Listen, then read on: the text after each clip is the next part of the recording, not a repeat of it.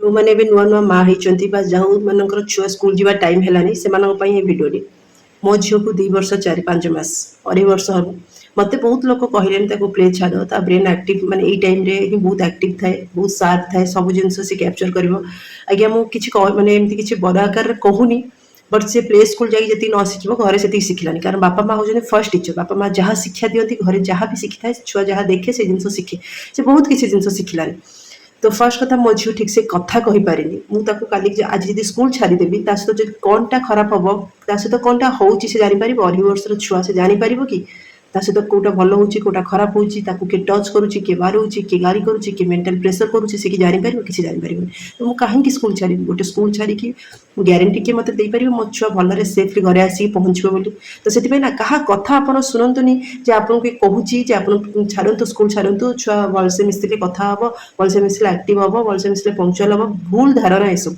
ଘରେ ବାପା ମା ବି ବହୁତ କିଛି ଶିଖେଇଥାନ୍ତି ଆଉ ଶିକ୍ଷା କରିଥାନ୍ତି।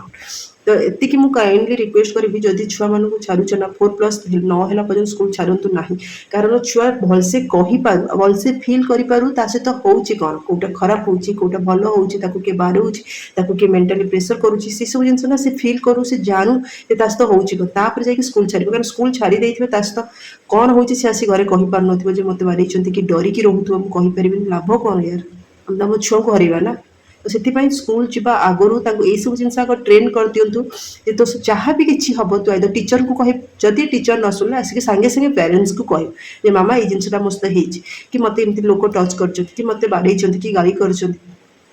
ଆମେ ଯଦି ନ ଶିଖେଇବା ନା, ଆମେ ଯଦି ସ୍କୁଲ ଛାଡ଼ିକି ଅଚିନ୍ତାରେ ବସିପାରିବା ଘରେ 4-5 ଘଣ୍ଟା, ତ କିଛି ଗ୍ୟାରେଣ୍ଟି ନାହିଁ ଆମ ଛୁଆ ସେଫଲି ଘରେ ଆସିକି ଆମ ପାଖରେ ପହଞ୍ଚିବ ବୋଲି। ପାଠ ପଢ଼ାକୁ ଗୋଟେ ସାଇଡ୍ ରଖିକି ଆଗ ଏଇ ଜିନିଷ ନା ଏବେକା ଡେଟ୍‌ରେ ବହୁତ ଇମ୍ପୋର୍ଟାନ୍ସ, ବହୁତ ପ୍ରାୟୋରିଟି। ସେଥିପାଇଁ ପାଠ ପଢ଼ା ପଛେ ପଚାରିବେ, ଆଗ ତା ଲାଇଫ୍ ବିଷୟରେ, ତା ମେଣ୍ଟାଲ ହେଲ୍ଥ ବିଷୟରେ ଆଗ ପଚାରିକି କ୍ଲିୟର ହୁଅନ୍ତୁ ସେ ଠିକ୍ ଅଛି କି ନାହିଁ ସେ ପିଲା। ଆଉ ପ୍ରପରଲି କଥା ନହେଲା ପର୍ଯ୍ୟନ୍ତ କୌଣସି ଛୁଆଙ୍କୁ ସ୍କୁଲ ଛାଡ଼ନ୍ତୁ ନାହିଁ।